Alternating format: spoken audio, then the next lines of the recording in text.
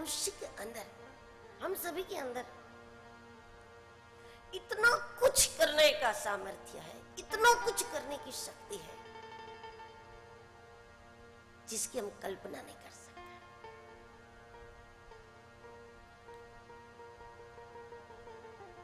संसार में आपका अनुभव भी है कि कुछ छोटे होकर भी बड़े काम कर लेते हैं और कुछ बड़े होकर भी 80-90 के बाद ही एक ही काम करते हैं, खाना पीना सो जाना है।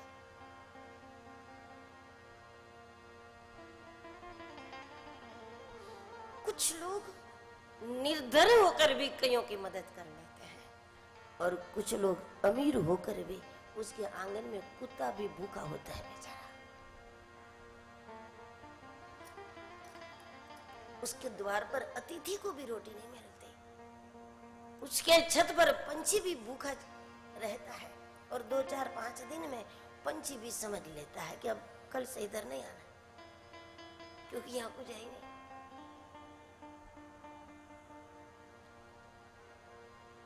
इस दुनिया में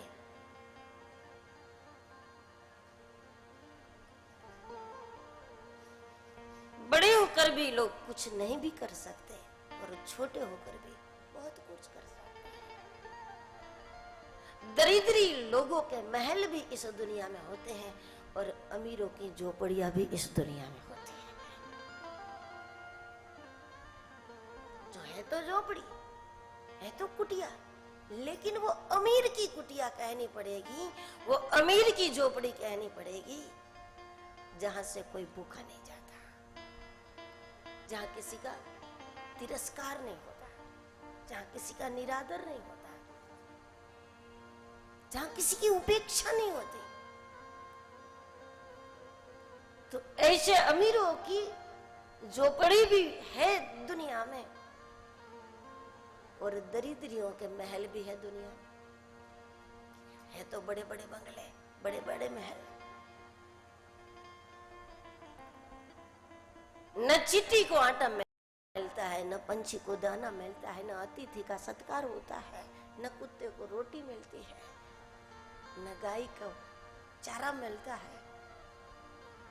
मतलब वो दरिद्री का महल है, एक गरीब का महल है। आखिर क्यों होता है ऐसा? यही बात है कि इंसान के अंदर क्या कुछ करने का सामर्थ्य पड़ा है, कितना कुछ करने की शक्ति हम सभी के भीतर पड़ी, हम अंदाजा नहीं लगा सकते कि हम क्या कर सकते हैं। और देखिए, कभी कभी कोई काम आपके हाथों से होता है, उसके बाद आप खुद ही आश्चर्य करने लगते हैं कि अरे ये कैसे हो गया, हमारी तो कोई औकात नहीं थी, हमारी तो कोई योग्यता नहीं थी, हम तो इतना कभी नहीं कर सकते, लेकिन हो गया। ये भी हकीकत है कि हो गया, ये भी वास्तविकता है।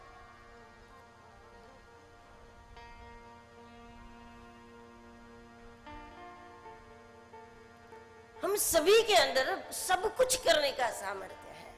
धन हो न हो अलग बात है, परिवार बड़ा हो न हो यह अलग बात है, शरीर में सामर्थ्य हो न हो यह अलग बात है।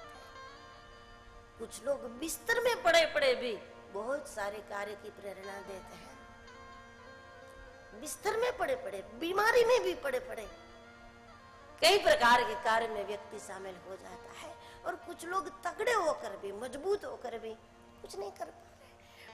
मतलब यह है, पैसे हो न हो, सुविधा हो न हो, परिवार हो न हो, शरीर सशक्त हो या कमजोर हो,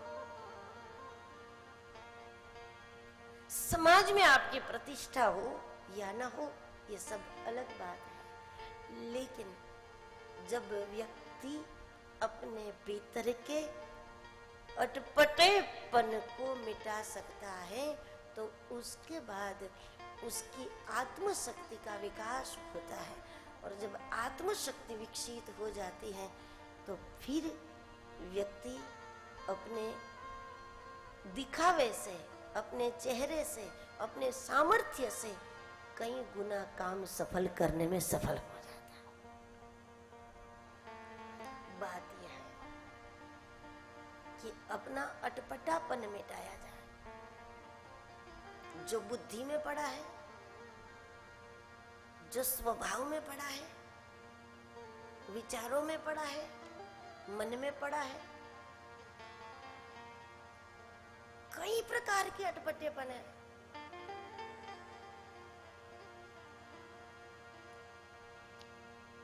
इतना द्वेष पड़ा है हम सभी के भीतर कि जब कोई व्यक्ति अपने आप सफल हो जाता है, उसको सफल करने के लिए आपने कुछ नहीं किया, अपने आप कोई व्यक्ति सफल हो जाता है, लेकिन तब भी जगत से बर्दाश्त नहीं होता, तब भी संसार से सहन नहीं होता। जब कोई अपने आप, अपने मेहनत से, अपने प्रयास से, अपने पुरुषार्थ से, अपनी प्रामाणिकता से, अपनी ईमानदारी से, अपने पुरुषार्थ से जब व्यक्ति खड़ा हो जाता है, तब भी लोग मन्नतें करने लगते हैं कि कब गिरे। और ये यदि गिरता है तो हम 1.25 किलो मिठाई चढ़ाएंगे, ये यदि गिरता है तो ये क्या है? ये अटपटापन है।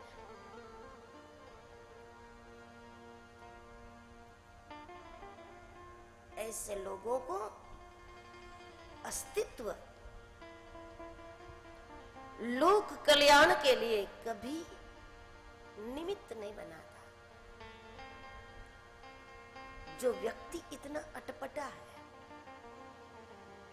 दुनिया के एक भी जीवात्मा के सुख से आपको कष्ट होता है ना, कोई भी जीवात्मा, कोई भी मनुष्य, दुनिया के एक भी व्यक्ति के सुख से आपको कष्ट होता है, एक भी व्यक्ति की ऊंचाई से आपको जलन होती है, यदि एक भी व्यक्ति की सफलता आपको रास नहीं आ रही, आपको पसंद नहीं आ रही, तो ये समझ लो कि तब तक ईश्वर आपको लोक कल्याण में निमित्त नहीं बना। और जब ये वाला टेढ़ापन आपका मिटता है ना, तो फिर भगवान आपको रोज रोज मौका देता है, रोज रोज अवसर देता है। समाज आपको साथ लेकर काम करना चाहेगा, लोग आपको पसंद करेंगे। तो मतलब यह है कि स्वभाव में टेढ़ापन पड़ा है, व्यवहार में कटुता पड़ी है, मन में राग द्वेष पड़े हैं, ये सब क्या है? जबकि हम सब जानते हैं कि इससे कुछ हाथ नहीं लगता।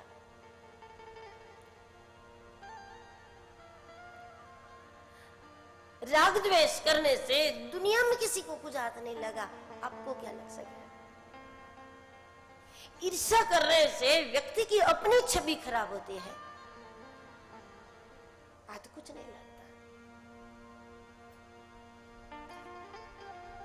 कपट करने से व्यक्ति अपने ही नजरों में गिरता है, हाथ कुछ नहीं लगता।